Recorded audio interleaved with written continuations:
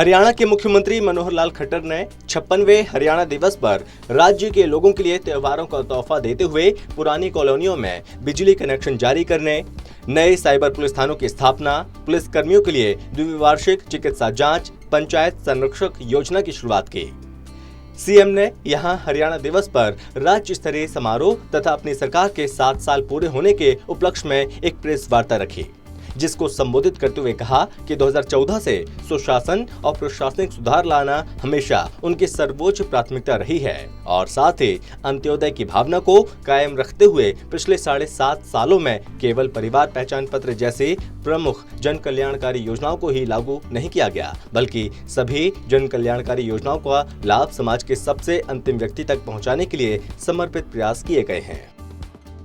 हरियाणा दिवस है, 56वां स्थापना दिवस हरियाणा का आज हम मना रहे हैं।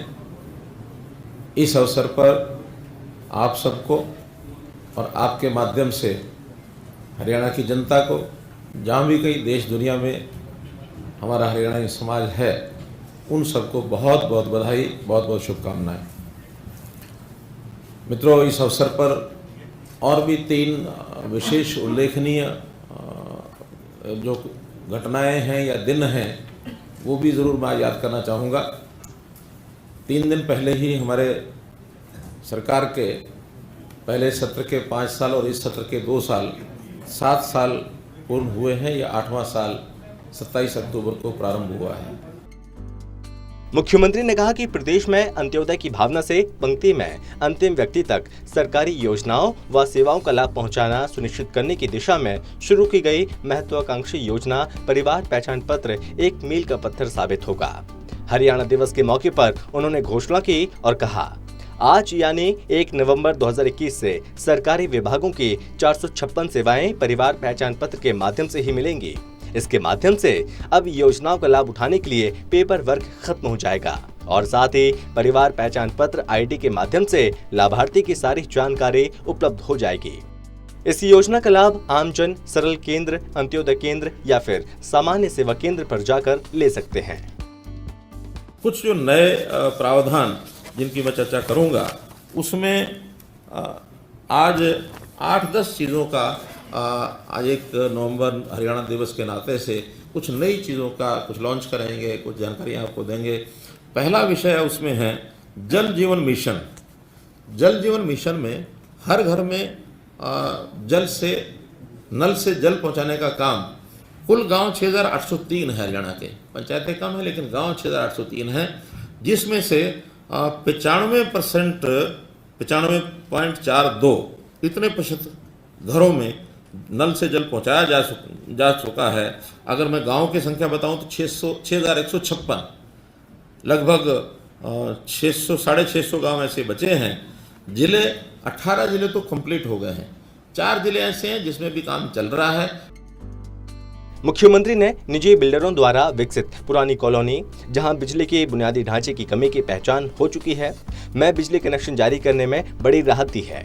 सीएम ने घोषणा की कि बिजली के बुनियादी ढांचे की कमी के कारण बिल्डर कॉलोनियों में प्लाट धारकों या फिर निवासियों को बिजली कनेक्शन से वंचित नहीं किया जा सकता है।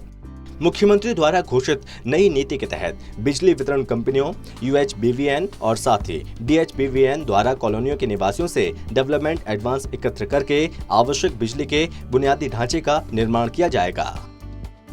हमारे पावर डिपार्टमेंट का अभी बहुत वर्षों से, लगभग 20 वर्षों से एक बड़ा झमेला 2006 से 16-17 वर्ष हो गए हैं। बहुत बिल्डर्स ऐसे हैं जिन्होंने जितना भी इंफ्रास्ट्रक्चर पावर का बनाना होता है वो बनाते नहीं हैं। पावर डिपार्टमेंट, HSVP और बिल्डर्स, इनके आपस में विवाद बने हुए हैं और गुड़गांव में 16 कॉलोनियाँ और सोनीपत में 3 बिल्डर्स ऐसे हैं। तो ऐसे 19 बिल्डर्स की कॉलोनीज में अभी भी लाइट के कनेक्शन नहीं है। पिछले दिनों में 5 कॉलोनियाँ गुड़गांव की हैं, उनका सेटलमेंट हुआ है, वहाँ काम शुरू हो गया है। लेकिन ये एक आज के युग में, यानी बिल्डर करोड़ों की संपत्ति ले ले और उसको कनेक्शन ना मिले और वो फिर जेनसेट के माध्यम से चलाता फिरे और बाद में NGT के नोटिस आए, ये कोई अच्छा विषय नहीं है। हमने तय किया है कि झगड़े बिल्डर के साथ डिपार्टमेंट निपटेंगे, लेकिन कंज्यूमर को, हर किसी को जो है कनेक्शन, जहाँ जहाँ इंफ्रास्ट्रक्चर बन गया है, चाहे डिपार्टमेंट का है चाहे बिल्डर का है, वो तो 1 महीने के अंदर कनेक्शन मिलेगा।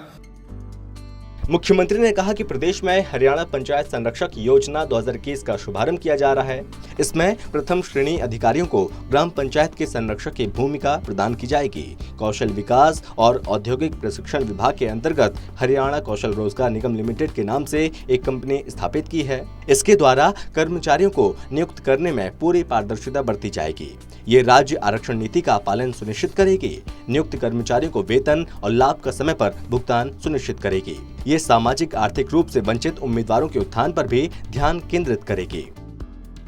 ग्राम पंचायतों का एक सिस्टम अपना, पंचायतें होती हैं, बीडीपीओ है, ग्राम सचिव है, ये सब तो होता ही है।